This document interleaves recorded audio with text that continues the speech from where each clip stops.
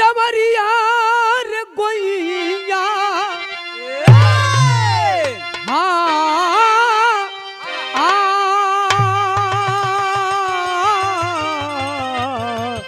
सवरिया हो भोले बाबा जोगिया हो राम।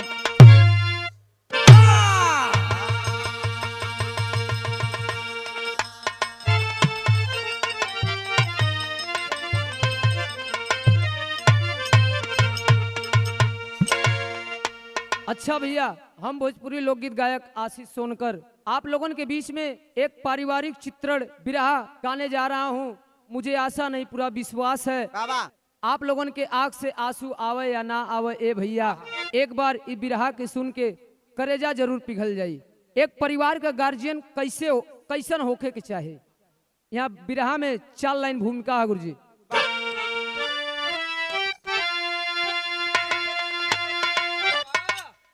आदमी चल रहा तोड़ कर कायदा, कहने का कोई मकसद है बाकी नहीं। लाख सपने सजे के सजे रह गए, है बचा कोई सम्मान साक्षी नहीं। नशा एक बर्बाद का बीज है, जिसका कलह नाम संसार में। इसके चक्कर में किसको न रोना पड़ा, कर दिया फूट है आपसी प्यार में।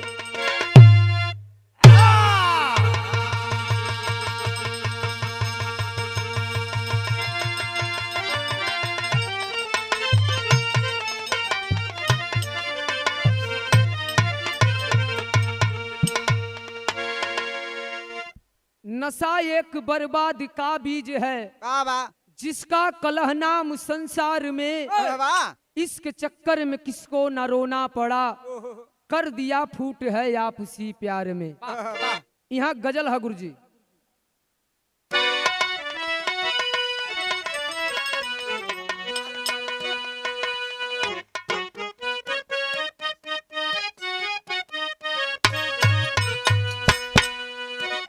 उहे गजल है मेरे महबूब,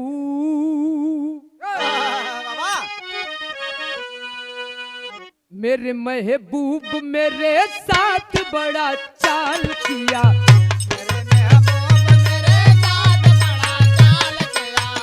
क्या बात है।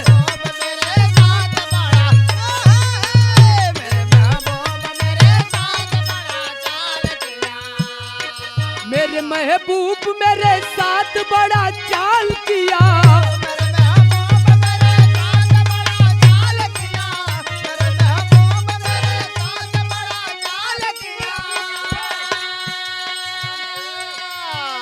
आज मेरे महबूब मेरे साथ बड़ा चाल किया, चाल किया, चाल किया। प्यार महंगा था, प्यार महंगा था, प्यार महंगा था, झोली में गम को डाल दिया। प्यार महंगा था, झोली में गम को डाल दिया। प्यार महंगा था, झोली में गम को डाल दिया। प्यार महंगा था, झोली में गम को डाल दिया। ई तो गजल रहल, लेकिन हमरे चंद्रिका गुरुजी कितना खूबसूरत लाइन लिखले वन बिरहा के भाव में। नियत की खोट, नियत की खोट अदब में रहे तो अच्छा है। मालिक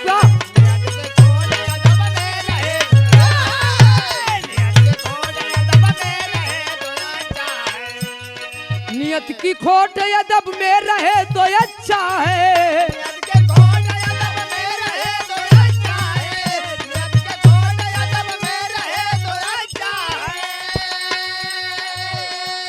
आज नियत की खोट अदब में रहे तो अच्छा है। जो कलाकार हाँ हाँ अच्छा है अच्छा है अच्छा है। बात घर की सदा बात घर की सदा घर में रहे तो अच्छा है। वाह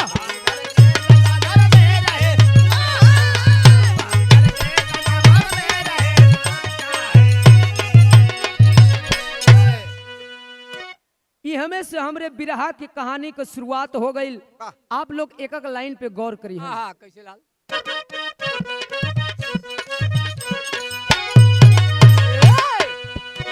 जिला बांदा में गांव बड़ो खरखुर्दा स्थित था। एक परिवार अच्छा खासा जहाँ शिक्षित था। पति अशोक पत्नी आशा देवी नाम रहा। विद्यालय में आशा का खाना का निष्काम रहा। एक बेटी और एक बेटा नन्ही जान रहे। एक बेटी और एक बेटा नन्ही जान रहे। घरे में खुशहाली थी मालिक मेहरबान रहे। उधर अशोक पर कुसंगत का प्रभाव पड़ा। उधर अशोक पर कुसंगत का प्रभाव पड़ा।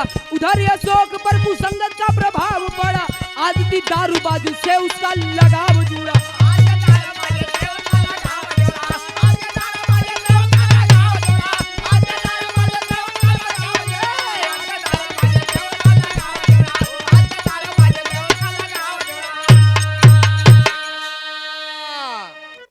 ए भैया आप लोग कहानी की समझ ला। उत्तर प्रदेश राज्य उत्तर प्रदेश राज्य के अंतर्गत एगो जिला जो जिला का नाम बतावल गई बांदा। बांदा जिला के अंतर्गत एगो गांव व जौने गांव का नाम बतावल गई बड़ोखर। बड़ोखर गांव का रहे वाला एगो परिवार जौने परिवार के मुखिया का नाम बतावल गई अशोक। पत्नी का नाम आशा देवी। ए बाबू घरे में बड़ा गरीबी चलत है। पत्नी आशा देवी विद्यालय में खाना बनावे का काम करें। ए भैया यही से पेट का रोजगार चलत बा। आशा देवी के पेट से 2 गो बिटिया और बेटवा जन्म लेले हुवन। ए भैया बेटवा का नाम बतावल गए राहुल, बिटिया का नाम बतावल गए रागनी। ये हर अशोक ग्रेजुएशन पास किया है। पढ़ने लिखने में तेज तर्राक था। जब ग्रेजुएशन पास किया है नौकरी जब अशोक के ना ही मिलल। ए भैया जब नौकरी ना मिलल तो अशोक अपने दोस्तों के साथ संगत में रह करके दारू पीने लगा। दारू पिए लगल तो ए भैया घरवा में जब लोगन के पता चलल परिवार के लोगन के कि अशोक दारू पीने लगा, सारे परिवार के लोग अशोक से घृणा करने लगे। जब घृणा करने लगे ए भैया यहाँ गीत बदल गए गुरुजी।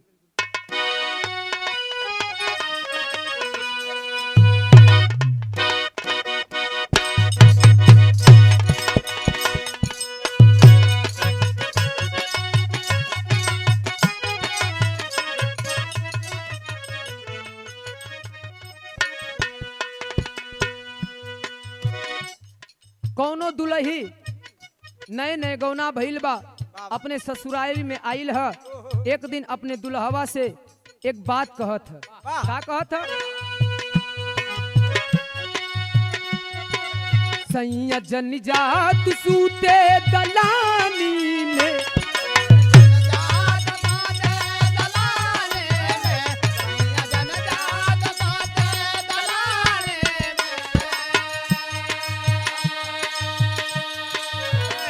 सैया जन जात सूते दलानी में।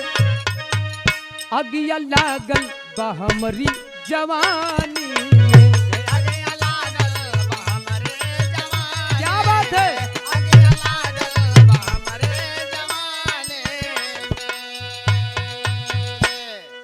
ए भैया ई तो गीत रहल। लेकिन जब घर का लोग अशोक से घृणा करने लगे दारू पीने पर, ए भैया तो यहाँ भाव है बिरहा में।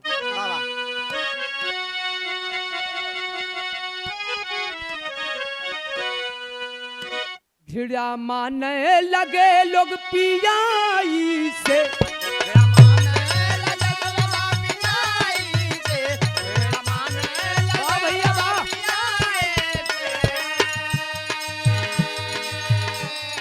ढिड़ा माने लगे लोग पियाई से, टूटल आशा कयासा ऊंचाई से।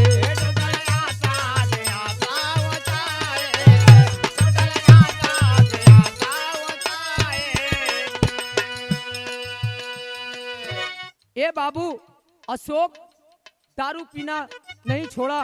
परिवार के लोग अशोक को अलग कर दिए कि जाओ तुम शराब अगर पीना चाहते हो तो मेरे घर से निकल जाओ। माई बाबू घर से निकाल दिलन। ए भैया तो कहना अंतरा में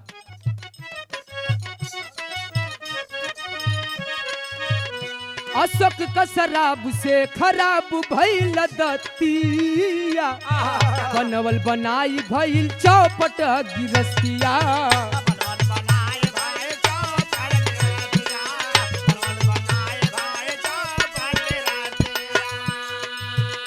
दशा परिवार का बिगड़ल कमाई से,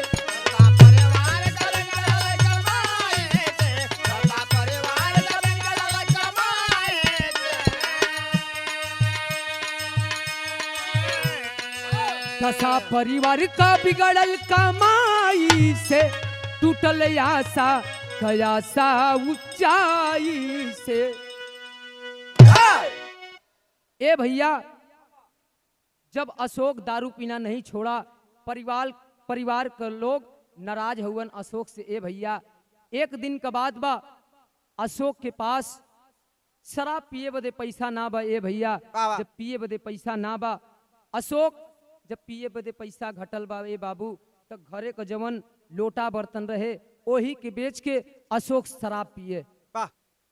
एक दिन जब पैसा नहीं बा अशोक के पास, मार्केट में गई है, चौराहे पर दारू के ठेका के पास जब गई है तो अपने दोस्त के अशोक देखलस, तो अपने दोस्त के बुला के कलस कि ऐ दोस्त आज मेरे पास पैसा नहीं है, क्या तू मेरा एक काम कर सकता है? दोस्त बोला कि बोलो आखिर कैसा काम करना है तुम्हारा? अशोक बोला कि दोस्त मेरा यही काम करना है, आज मेरे पास पैसा नहीं है, आज तुम मुझे दारू पीने के लिए पैसा दे दो। जब इतना बात वो दोस्त सुना है अशोक का, साफ मना कर दिया कि मेरे पास पैसा शराब पीने के लिए नहीं है, मैं तुमको पैसा नहीं दे सकता हूँ। ए बाबू, जब इतना वो दोस्त अशोक का बोला तो अशोक किया का यहाँ गीत बदल गए गुरुजी।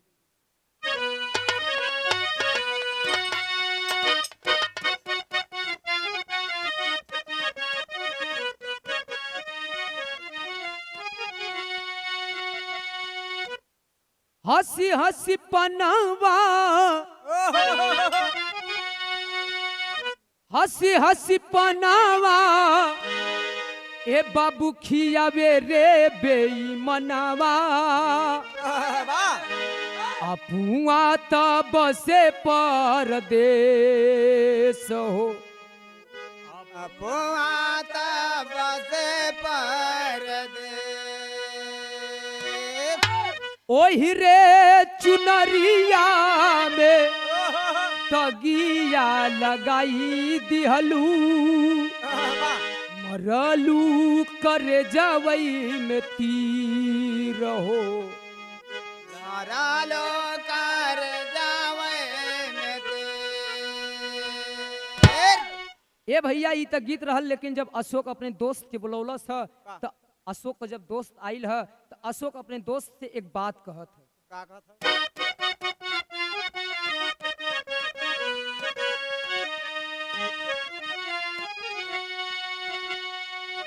कहा है अशोक का एक रोज,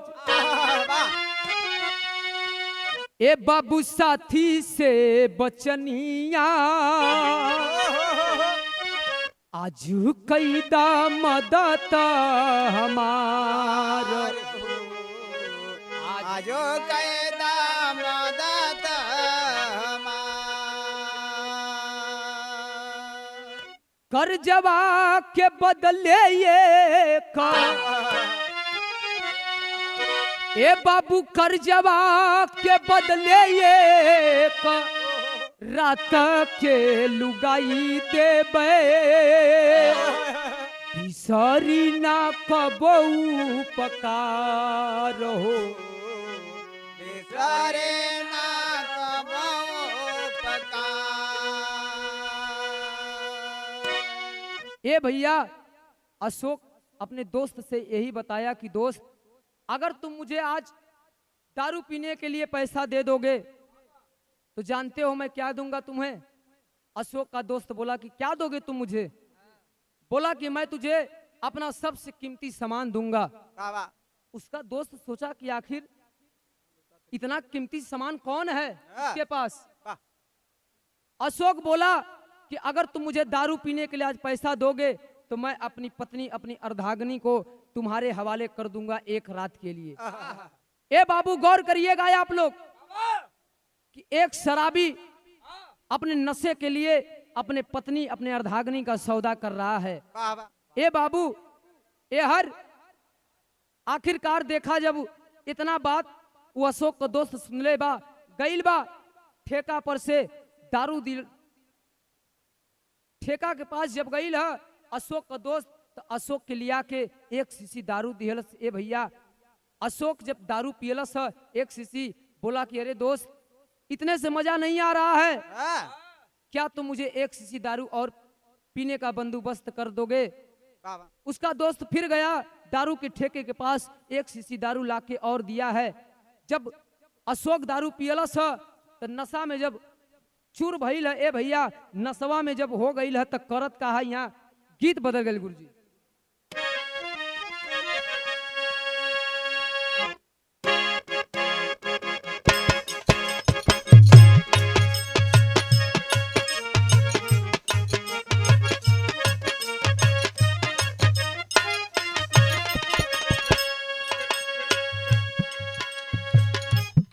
ये गीत गांव देहात कमाई बहन लोग बड़ा लहाई के गावेली। वाह वाह। कैसे गावेले गुरुजी।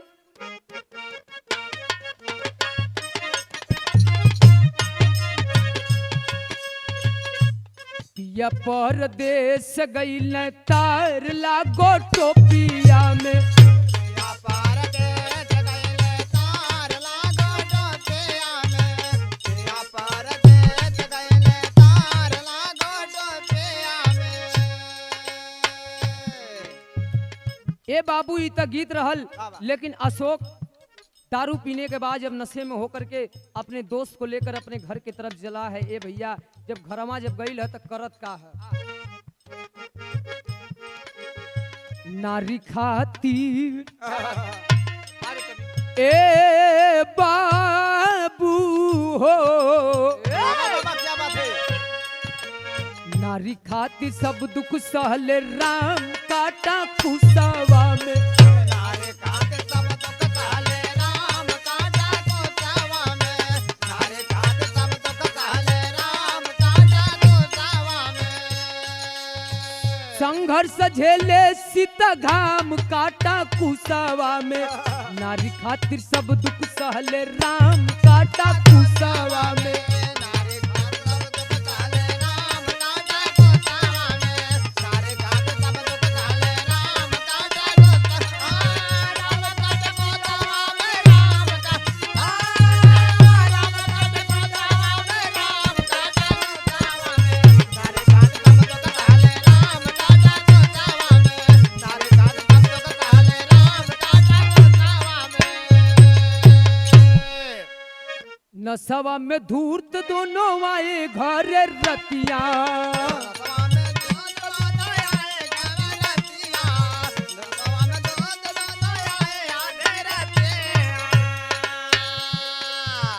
बोला या सासे हया सो कनी बतिया।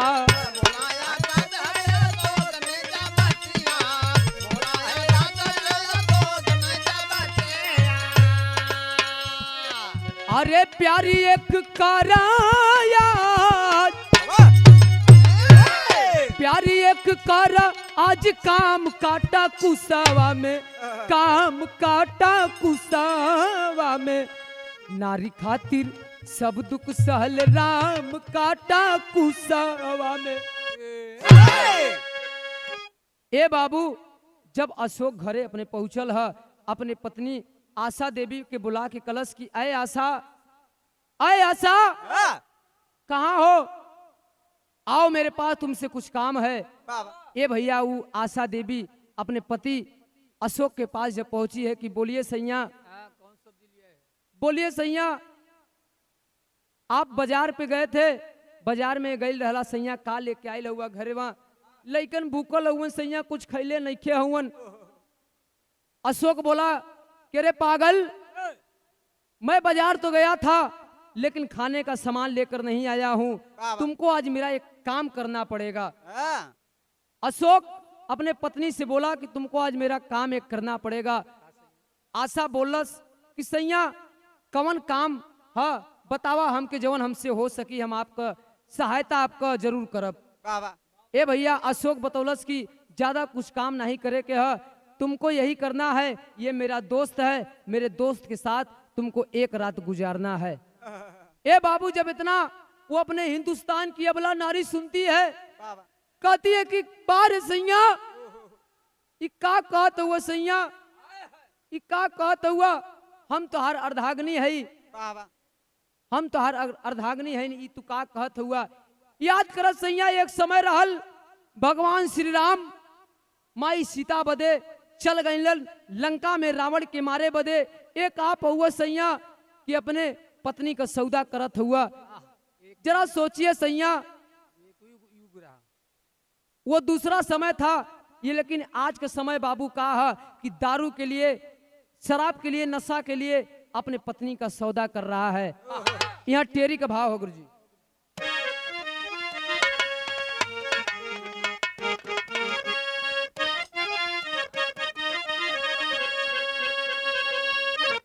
अभिलाषा गहरे खाई में गिरी, अरे अभिलाषा गहरे खाई हो, अभिलाषा गहरे खाई में गिरी, जीना जुर्म हो गई, जिंदगी बनी तमाशा, ये तमाशा, ये तमाशा। अभिलाषा गहरे खाई में गिरी, जीना जुर्म हो गया, जिंदगी बनी तमाशा। ये भैया अशोक का दोस्त जब इतना बात सुना, जब देखा कि अशोक दारू पीकर नशे में हो गया है, नशे में लीन हो गया है, ए बाबू अशोक का दोस्त जोर जबरदस्ती जब करने लगा, ए भैया आशा देवी अपन इज्जत और अपन आबरू बचावे बदे अशोक के दोस्त से विनती करने लगे कि बाबू, ए भैया, अगर नारी का सबसे बड़ा धन अगर होता है तो उसका आबरू और उसका ईमान होता है भैया। ए भैया, इसको बदनाम मत करो, इसको कलंक मत लगाओ बाबू। मेरे पति जितना आपसे पैसा लिए हैं शराब पीने के लिए, मैं आपको सारा पैसा चुका दूंगा बाबू, लेकिन ऐसा मत करो। लेकिन वो अशोक का दोस्त माना नहीं। जब नाम मनलस तो ए भैया भैल का यहाँ गीत बदल गई।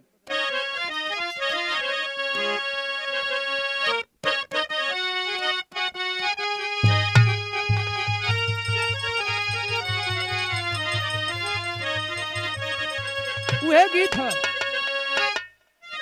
छपरा सहारिया में बीकला चल रखवा, देवर मोरा जोगी हो भैया।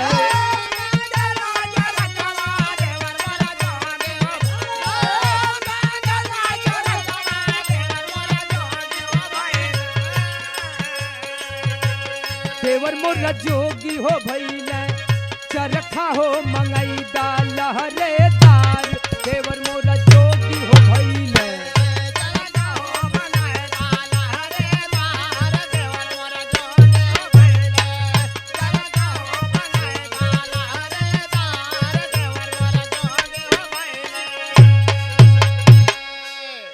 ई तो गीत रहल, लेकिन भाव है बिरहा में। जब उसका दोस्त जबरदस्ती जब करने लगा तो आशा देवी करती क्या है?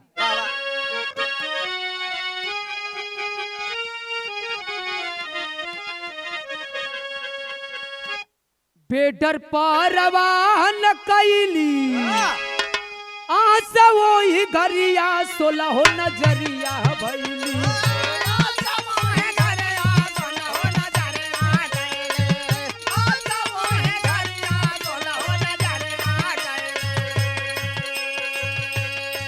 सोलह हो नजरिया भैली मरली अपने हाथे थप्पड़ तान। 16 हो नजरिया भैली।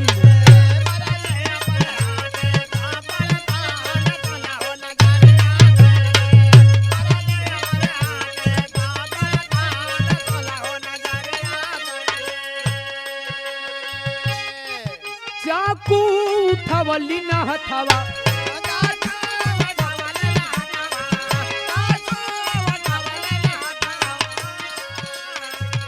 लड़चंडी बनई रूपवा।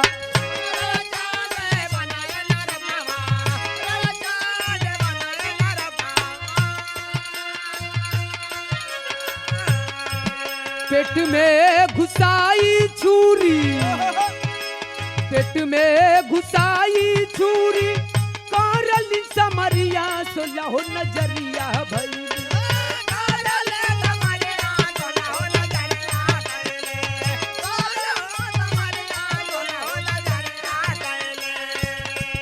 16 हो नजरिया भैली भागल बापी अक्कड़ लेके जान। 16 हो नजरिया भैली।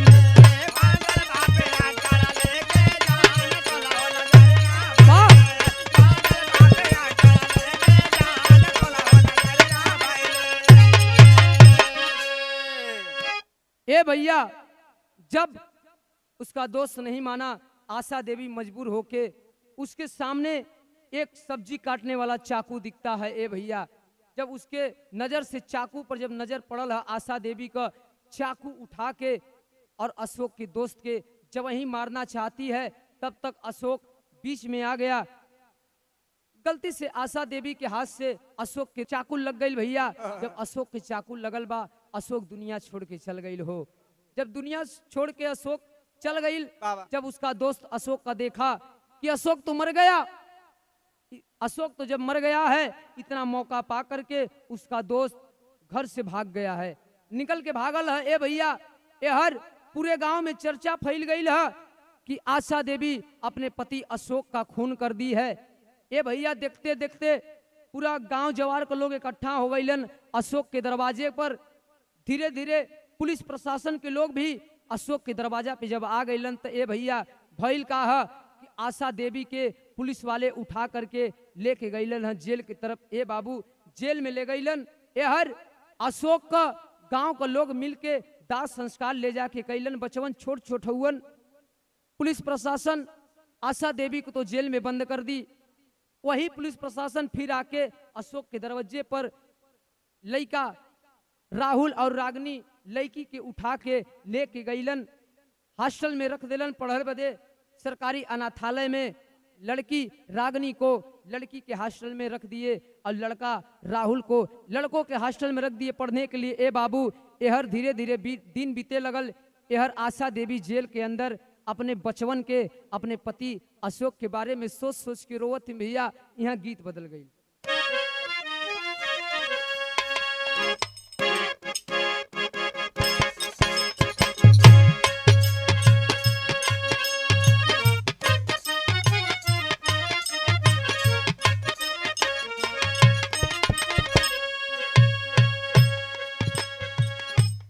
गीत के गांव देहात में जब शादी बियाह पड़ जाला, शादी बियाह में मड़वा में माई बहिनी गीत के बड़ा लहाई की गावेली।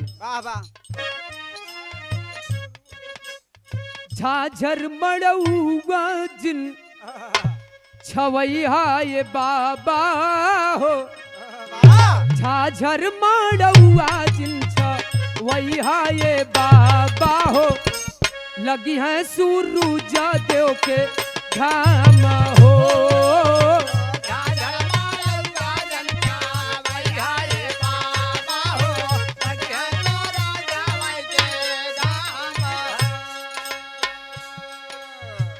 ए भैया इत गीत रहल। लेकिन आशा देवी जेल के अंदर अपने बचवा राहुल और बिटिया रागनी के बारे में सोचत थी, अपने पति के बारे में सोच रही है। ए बाबू धीरे धीरे दिन बीतल है। 20 साल का सजा सुनावल गई रहे आशा देवी के। जब 20 साल बाद आशा देवी जेल से छुटलिन है तो अपने बचवान के खोजे बदल निकलिन है। ए भैया पागल का भेष बनल है। आशा देवी का तो भाव है बिरहा में।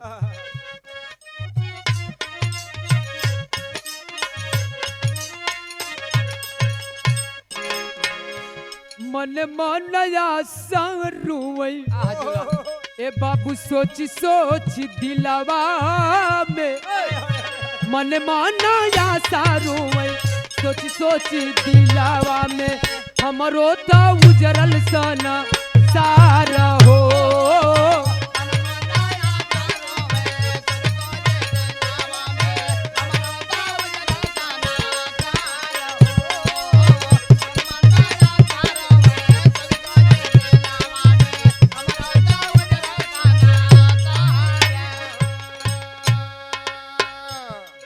आशा देवी मालिक उस मालिक की तरफ परम पिता परमेश्वर की तरफ याद करती है। कहती है कि बारे मालिक बार दुनिया के स्वामी हमार कवन कसूर रहल है। हमारी यह कसूर रहल है कि गलती की वजह से अपने पति का खून कर देली। कहा था आशा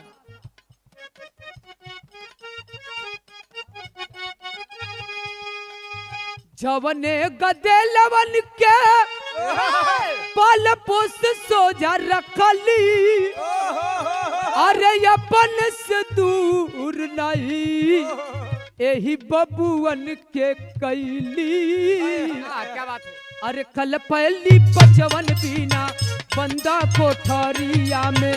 कल पहली बचवन बिना बंदा कोठरिया में। जैसे सीता लंका में जा रहो।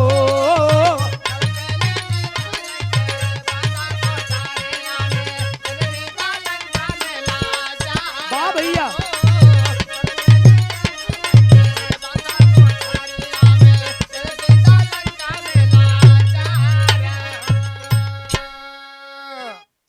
ए भैया जब आशा देवी जेल से छूट के आई घर पे अपने दरवाजे पर जब पहुंचल है तो देखलस कि दरवाजा पर ताला लगल है। ए भैया जब देखलस दरवाजे पर ताला लगल है अगल बगल के लोगन से गांव पड़ोस के लोगन से पूछलिस कि ए भैया ए बाबू हमार बचवन कहाँ हुवन। लोग बतौलन कि कैसा बच्चा तुम कौन हो। आशा देवी रो के कलश की बारे भैया बारे बाबू तू लोग हमके ना पहचानत हुआ भैया। हमके लगत है हमारी बड़ा बड़ा बाल हो गल पागल का भेष से भैया एक खातिर हमके ना पहचानत हुआ। हम वह अशोक का पत्नी आशा देवी है जवन गलती की वजह से अपने पति का खून कर देली। हमके 20 साल का सजा हो गई रहे। ए भैया जब गांव के लोग सुनलन तो कहलन कि अय आशा अगर तुम जानना चाहती हो कि तुम्हारे बच्चे कहाँ हैं तो जिस दिन तुमको पुलिस वाले उठा कर लेके गए जेल की तरफ उसी दिन पुलिस वालों ने आकर के तुम्हारे दोनों बच्चों को उठा करके लेके चले गए। मुझे नहीं पता है हम लोग को नहीं पता है कि तुम्हारे बच्चे कहाँ और किस हाल में हैं। ए भैया आशा देवी अपने बचवन के खोजत खोजत जब कुछ दूर पे गईली ना तब भैल का यहाँ विदेशिया का भाव है।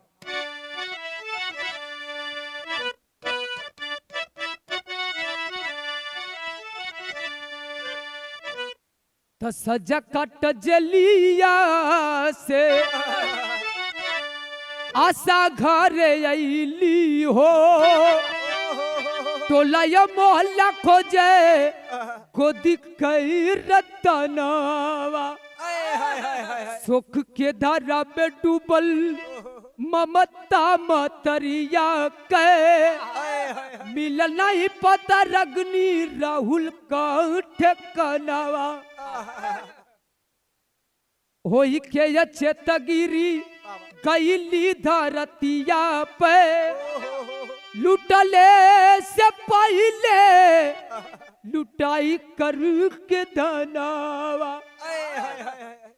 ये भैया आशा देवी जब खोजत खोजत खोजत खोजत अपने बचवन के जब कुछ दूर पे चल गई। ए भैया अचानक जब अपने बचवन के ना ही पहले खोजत खोजत थक गई न। ए भैया वही समय आशा देवी का दिमाग का स्थिति खराब हो गई। दिमाग की मानसिक स्थिति खराब हो गई और आशा देवी पागल हो गई है भैया। अये, अये, जब पागल हो गई तो पागल के आप लोग जैसे जाने ला कि आज ई गांव में हवन कल अगले गांव में चल जाइहन ए भैया। वाह धीरे धीरे वो आशा देवी अपने घूमते फिरते लोगों से भीख मांगते मांगते पहुंची है दिल्ली शहर में। वाह वाह जब दिल्ली शहर में जब पहुंचल है ए भैया तब भैल का यहाँ आल्हा का भाव हो गुरु जी।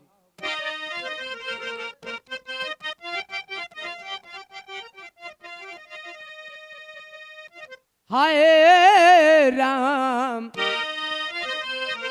टूटही नवारिया का अरे बलहिन खेवैया भैया भैया परवा लगावई वाला जे कर भगवान। कई साल बीत गायल दिन दोपहरिया भैया वाह वाह घूमत फिरत आशा पहुंची दिल्ली दरमियान। ए भैया आशा जब धीरे धीरे घूमत घूमत जब दिल्ली शहर के पास जब गई है तो दिल्ली शहर के पास एक शिव जी का मंदिर था। शिव जी के मंदिर के पास जाकर के वो बुढ़िया आशा देवी रहने लगी। जब रहने लगी तो ए भैया भैल का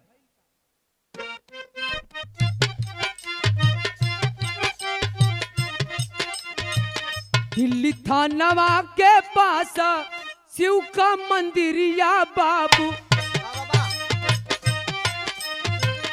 रागनी रोज कर पूजा शिव का अंतर ध्यान।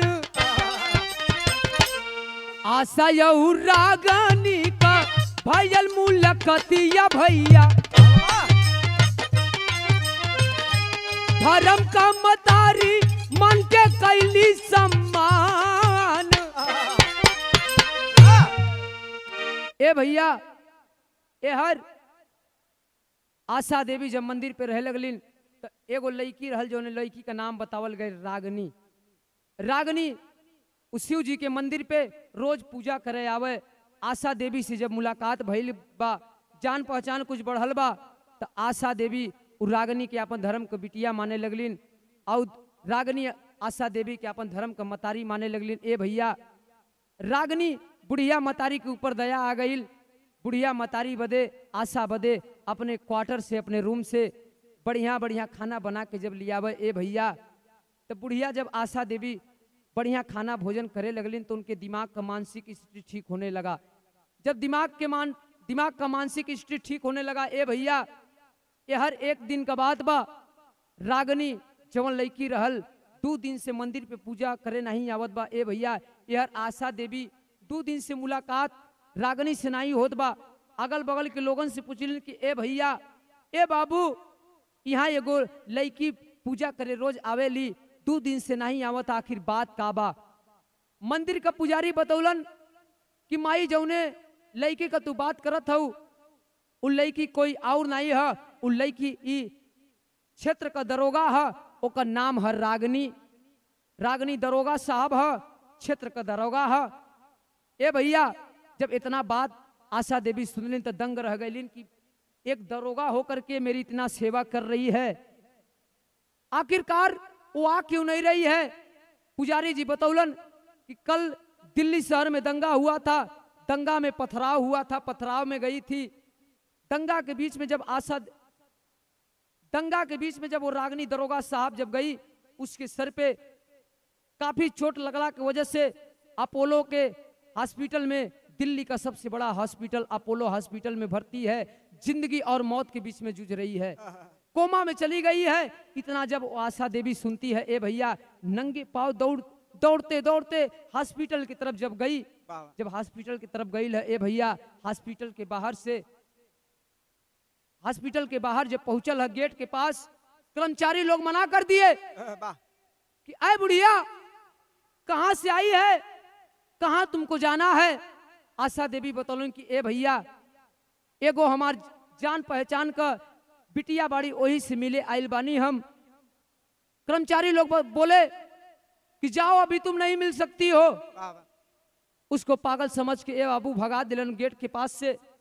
लेकिन फिर भी वो बुढ़िया आशा देवी हॉस्पिटल के बगल से खिड़की के पास से जाके ऐसे ही झाके, डॉक्टर साहब देखलन तो अपने कर्मचारियों को भेज करके, अपने कंपाउंडर को भेज करके बुला लाए कि बुढ़िया एक बाहर खड़ी है, खिड़की के पास से देख रहे हैं, बहुत देर से झांक रही है, आखिर ये कौन है। जब एक कंपाउंडर गया आशा देवी को लेकर के अंदर, जब हॉस्पिटल में गई, हॉस्पिटल के अंदर जब कंपाउंडर लेके गया तो डॉक्टर साहब बोले कि माँ, अरे माँ, मैं देख रहा हूं बहुत देर से तुम देख रही हो, आखिर बात क्या है माँ।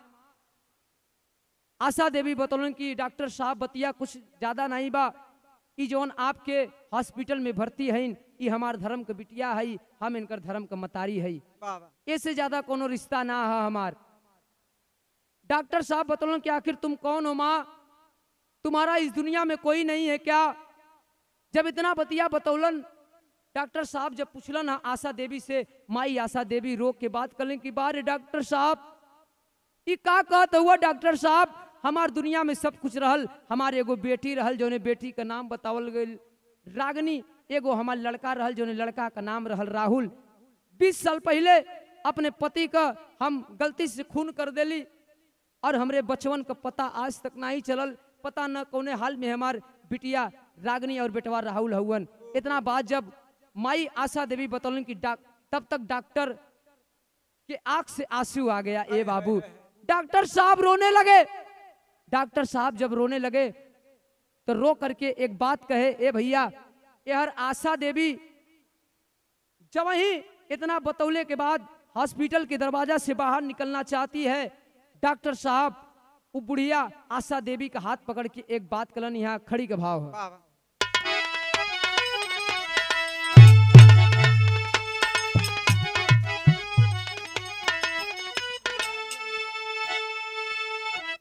अरे व्याकुल बरसों से नजरिया देखा के चेहरा, त जिंदा को की निशानिया हम हाई तोहरा।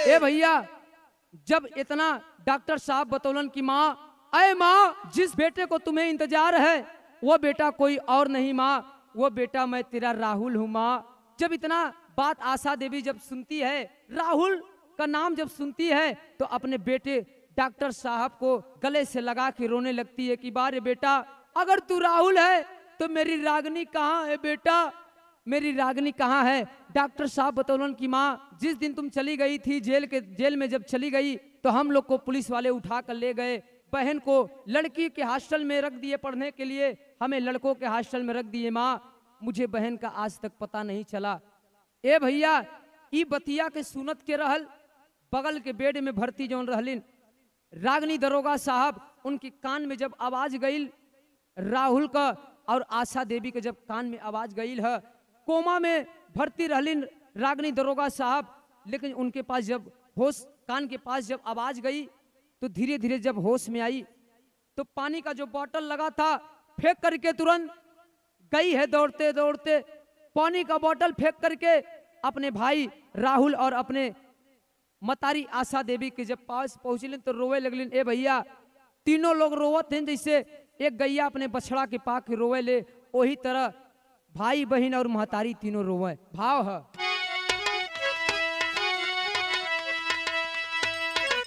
तो हम हन का वही दिन डरया लगायल और तब तक भैया रागनी के हो सब आयल। अरे रोमाई तीनों मिलके जब छाती से भवर रहा, तो जिंदा को की निशानिया हम हाई तोहरा। जियो जियो।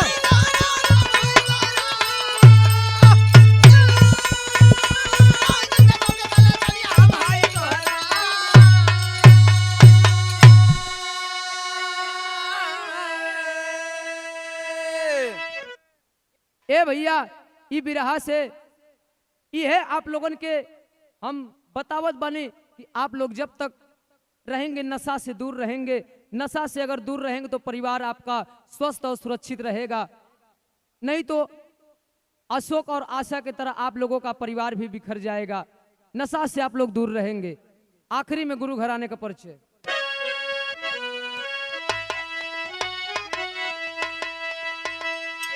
तो गुरु बिहारी गुरु गणेश गुरु रामलाल मुरबा का स्वर्ग गए चंद्रिका कवि बच्चन का विजय पताका अभिलाषा गहरे खाई में गिरी तयासी चंद्रिका सब सिया राम की आशा अभिलाषा गहरे खाई में